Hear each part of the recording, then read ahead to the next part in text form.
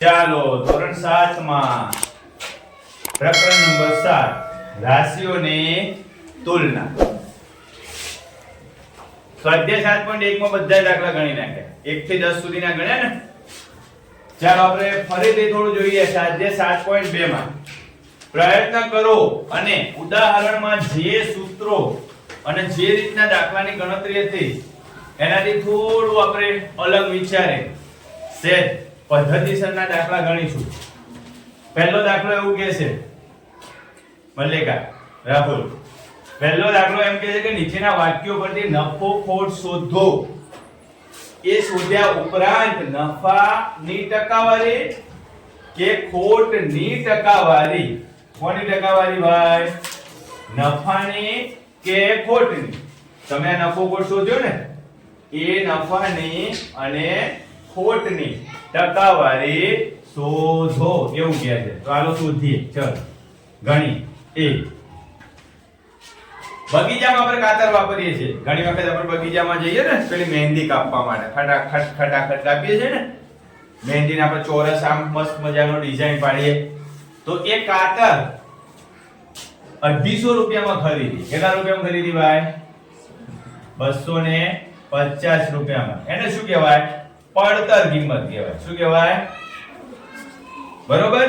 પણ એ કાતર આપણને અનુકૂળ આવે નહીં, એટલે આપણે ગામમાં 200 ને 325 રૂપિયામાં વેચી દીધી. શું કરી દીધું ભાઈ?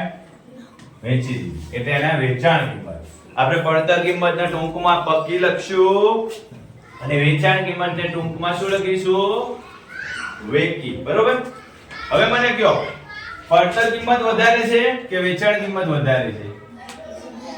આપણે આમ લખીએ કે વેચાણ કિંમત અને પડતર કિંમત કઈ વધારે છે? વેચાણ કિંમત. તો એના સામે મગરનું મોઢું.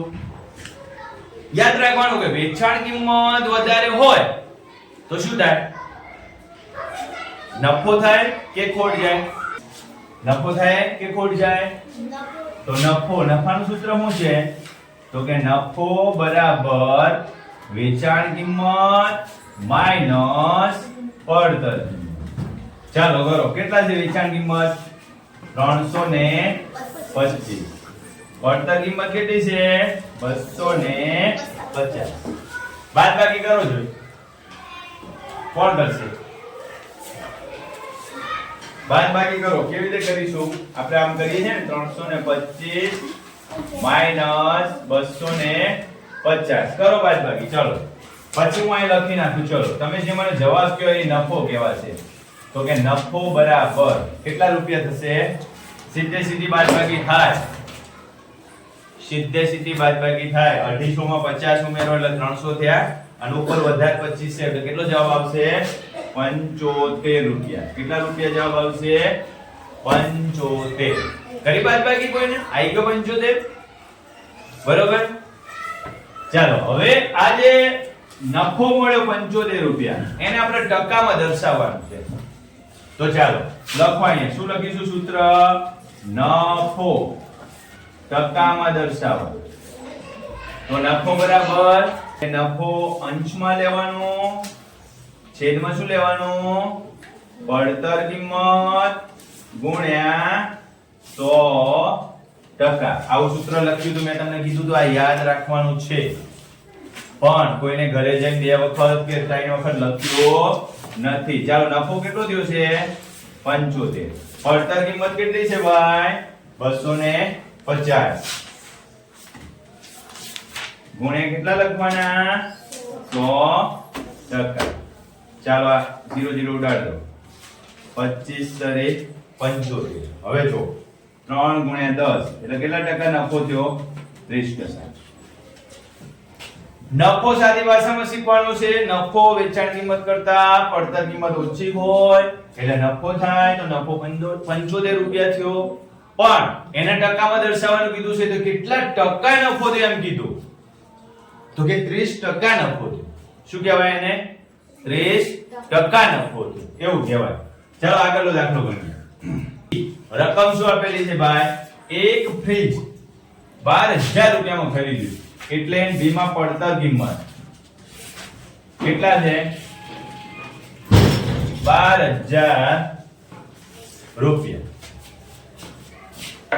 બરોબર. હવે એને ફ્રીજ ઘરે લાયા પછી એને 2 દિવસ 3 દિવસ પછી ના ગમ્યું, કોઈ પણ કારણોસર એને ગમ્યો નહીં, અથવા દુકાનદારે કંપની જોડેથી 12,000 માં ખરીદી એને વેચાણ કિંમત કેટલી રાખી દીધી છે 13,500 રૂપિયા. તમે કહી શકો આમાં શું વધારે છે, વેચાણ કિંમત વધારે છે કે પડતર કિંમત? વેચાણ કિંમત. સરસ. તો આપણે આવી રીતે લખીશું વેચાણ કિંમત પડતર કિંમત કરતા મોટી છે તો શું થાય નફો. તો કે નફો બરાબર વેચાણ કિંમત માઈનસ પડતર કિંમત. કેટલી છે વેચાણ કિંમત 13,500, એમાંથી 12,000 બાદ કરો. કરો જોઈએ. હાલો કેટલો જવાબ આવે ઝડપથી કયો મને. 13,500 માંથી 12,000 બાદ કરો. મોઢે કરો લ્યા ફટાફટ. નફો બરાબર 1,500 રૂપિયા. સીધું જ થાય. હવે નફો થયો છે પણ એમ મેં કીધું છે તમને, શું કીધું છે ભાઈ? નફો કે ખોટ શોધો અને એને ટકામાં ફેરવો. તો ચાલો ફેરવી નાખો. જો નફો ટકામાં, શેમાં? નફો ટકા. શું સૂત્ર હતું ભાઈ? યાદ કરો. હમણાં આગળના દાખલામાં જ લખ્યો ને. ઉપર શું લખતો હતો હું?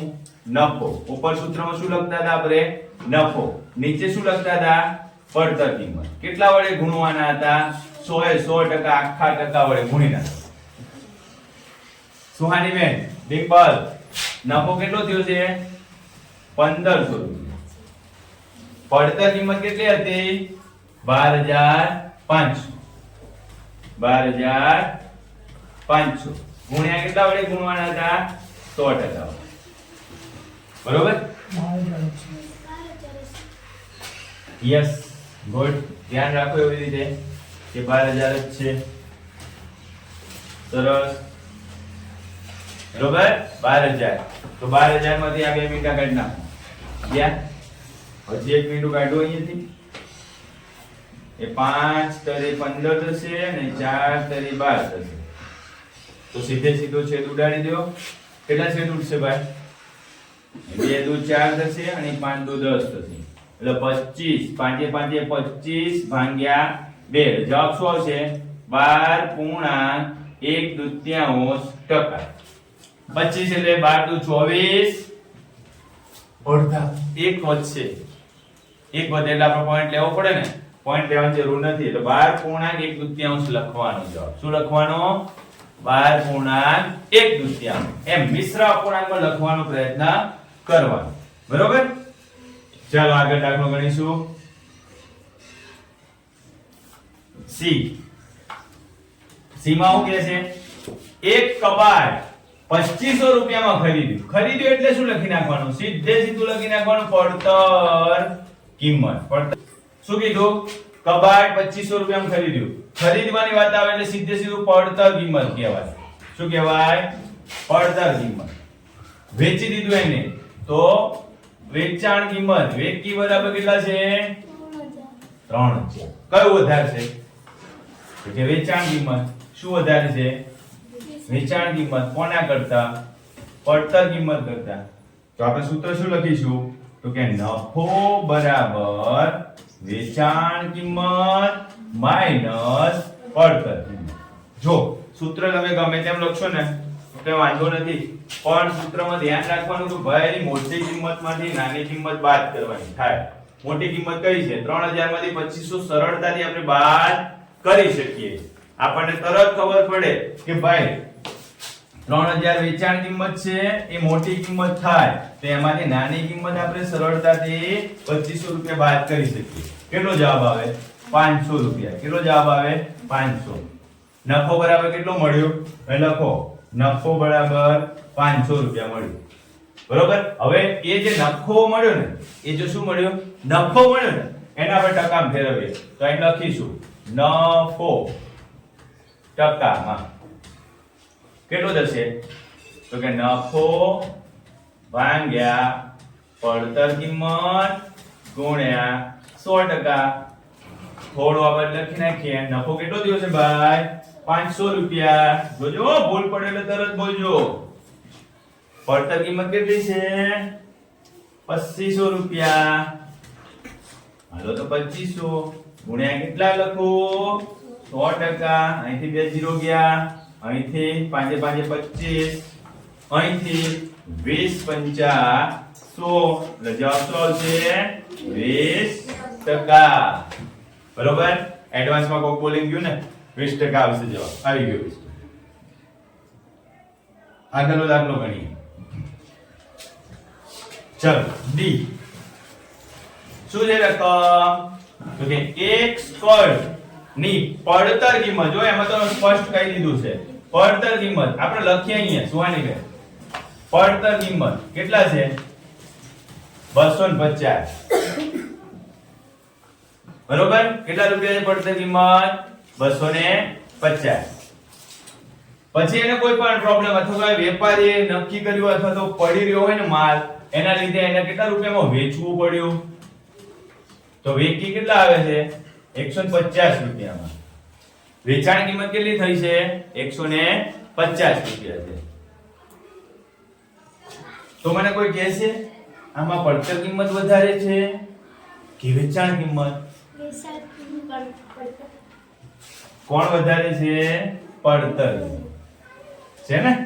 તો આપણે આમ લખીશું પક્કી વેચાણ કિંમત કરતા વધુ છે. છે ને વધુ બેન? આ 250 છે, 250 રૂપિયા. આ 150 રૂપિયા છે. આપણને જોઈન સમજાય ને કિંજલ બેન કે શું વધારે છે? કઈ મોટી કિંમત છે? પડતર કિંમત. શું થાય ભાઈ? કયો? વેપારી વધુ કિંમતમાં ખરીદી આવ્યો છે. 250 રૂપિયામાં સ્કર્ટ ખરીદી લાવ્યો છે. 150 રૂપિયામાં વેચે છે. શું થાય એને? હા, શું થાય? ખોટ. તો ખોટ માં બરાબર પડતર કિંમત માઈનસ વેચાણ કિંમત. મોટી સંખ્યા 250, નાની સંખ્યા 150. બાદબાકી કરતા ફાવે તમને? ફાવે ને? શું બાદબાકી આવશે જવાબમાં? 100 રૂપિયા. આવ્યું ને 100 રૂપિયા? હવે કયો અહીં લખીશું આપણે ખોટ કેટલા રૂપિયા ગઈ છે? 100% નહીં 100 રૂપિયા. બરોબર. થેન્ક યુ સમીરભાઈ. તો આપણે ખોટને શેમાં ફેરવીશું? ટકામાં. તો ખોટ ભાગ્યા પડતર કિંમત ગુણ્યા 100%. બરોબર. દાખલાની ગણતરી સાચી હોય પણ સૂત્રમાં થોડી ભૂલ કરી હોય તો ક્યારેક સાહેબો માર્ક્સ કાપી શકે. એટલે સમીરભાઈ એક જ ધ્યાન રાખે છે કે ભાઈ અહીંયા ખોટ ગઈ છે તો આપણે અહીંયા ખોટ જ લખવાની. બરોબર. ખોટ કેટલી ગઈ છે? 100 રૂપિયા. પડતર કિંમત કેટલી હતી? થઈ ગયું. આ 0 0 ગયા 25 ચોક 100. બરોબર. કેટલા આયા? 10 ગુણ્યા 4 એટલે કેટલા ટકા જવાબ આવ્યો? 40%. ઓકે. હવે બરોબર છે? 40%. સરસ. ચાલો એટલો ફેર પડ્યો. હવે આગળ દાખલો ગણીશું. બરોબર. તમારો દાખલો ગણાઈ ગયો. ચાલો તો આગળનો દાખલો. દાખલા નંબર 2 છે. આપણે 9મું 10મા ઉદાહરણમાં જોયું હતું કે તમને ગુણોત્તર આપી દીધેલા હોય અને એ ગુણોત્તરના દરેક ભાગને ટકામાં ફેરવવાના છે. બરોબર.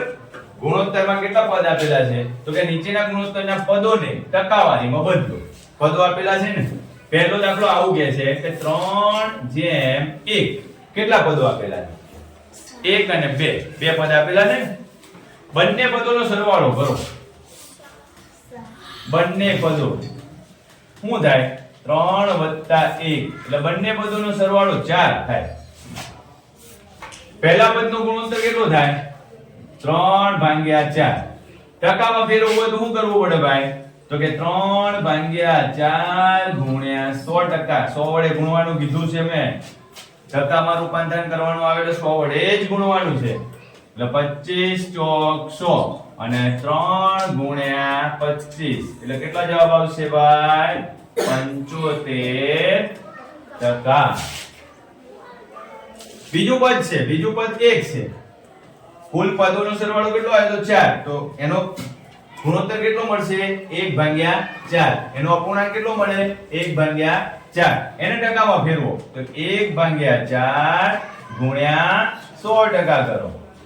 અહીંથી 25 ચોક 100 એટલે 25 ગુણ્યા 1 એટલે 25 એકા 25. કેટલો જવાબ આવ્યો? 25%. ચાલો એ જ રીતે બીજો ગુણોત્તર આપેલો છે b. 2/3/5. કેટલા પદ આપેલા છે? 2, 3 અને 5. એટલે ટોટલ 3 પદ આપેલા છે. ત્રણેય પદોનો સરવાળો કરો. ત્રણેય પદોનો શું કરવાનો?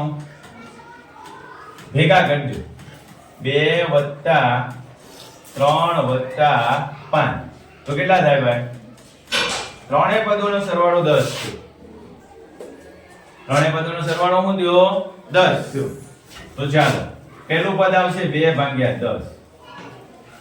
પહેલું શું આવશે? 2/10. પહેલો અપૂર્ણાંક 2/10 એને આપણે ટકામાં ફેરવો. શેમાં ફેરવીશું આપણે? ટકામાં ફેરવો. 0 0 ઉડાડો. 2 × 10 કેટલા થશે? 20%. 2 × 10 કેટલા ટકા થાય? 20%. હવે બીજું પદ 3/10 એને ટકામાં ફેરવો. 3/10 ટકામાં ફેરવવા માટે શું કરવાનું? 100 વડે ગુણવાના. 1 1 0 ઉડાડી દો. 3 × 10 કેટલા થશે?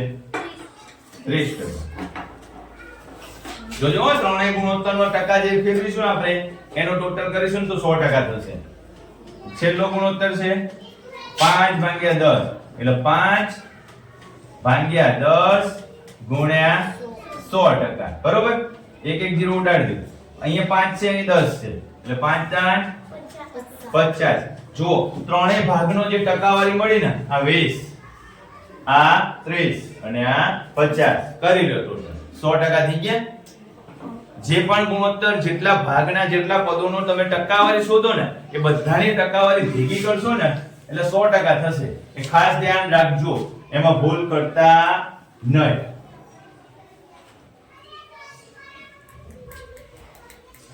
ચાલો સી. સી માં શું કહે છે? 1/4. આ બંનેનો સરવાળો શું થશે? તો 1 + 4. કેટલો સરવાળો થશે? 1 + 4 એટલે કેટલો જવાબ આવશે? 5. બંને પદોનો સરવાળો કેટલો આવશે? 5. બંનેને અલગ અલગ શોધીએ. પહેલા પદનો ગુણોત્તર કેટલો લખી શકાય? તો કે 1/5. બીજા પદનો ગુણોત્તર કેટલો લખી શકાય? તો કે 4/5. બંનેની ટકાવારી શોધો. 1/5 ની ટકાવારી શોધવા માટે 100 વડે ગુણો. 4/5 ની ટકાવારી શોધવા માટે કેટલા વડે ગુણીશું? 100 વડે ગુણો. સીધે સીધું 20 × 100. અહીંયા પણ 20 × 100. અહીંયા 20 એકા 20 અને અહીંયા 4 × 80. જો આ બંને ગુણોત્તરનો સરવાળો 100 થઈ ગયો એટલે જવાબ ખોટો પડશે નહીં. ત્રીજો ગુણોત્તર એમાં પણ 3 પદ આયા. જો સોરી ચોથો ડી.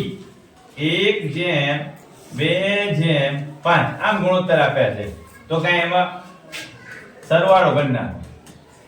કેટલા થાય છે? 8. ગુણોત્તર ત્રણેય પદોનો સરવાળો 8 થયો તો છેદમાં કેટલા લખી નાખવાના?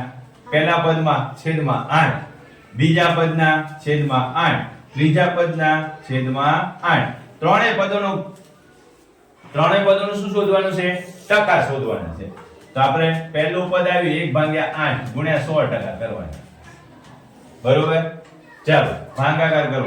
25 ચોક 100 અને 2 4 8 એટલે 25/8 આવ્યું. શું જવાબ આવ્યો?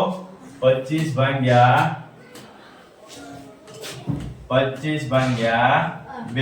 8 નહીં 2 એટલે 12 × 2 = 24, 1/2 ટકા. તમે 12.5 લખીને આવશો તો પણ સાચું પડશે. બીજું 2/8 ગુણ્યા 100%. બરોબર? 4 દુ 8 અને 25 ચોક 100. સીધો જવાબ શું આવી ગયો? 25%. 5/8 ગુણ્યા 100. અહીંયા 25 ચોક 100 અને 4 દુ 8. 25 પંચા 125 ભાગ્યા 2. કેટલો જવાબ આવશે? 125 ભાગ્યા 2 કેટલો આવશે? 6 દુ 12. 6 દુ 12 અને 2 દુ 4. તો 62.5. એટલે 62 ગુણ્યા 1/2 જવાબ આવશે. કેમ આવશે?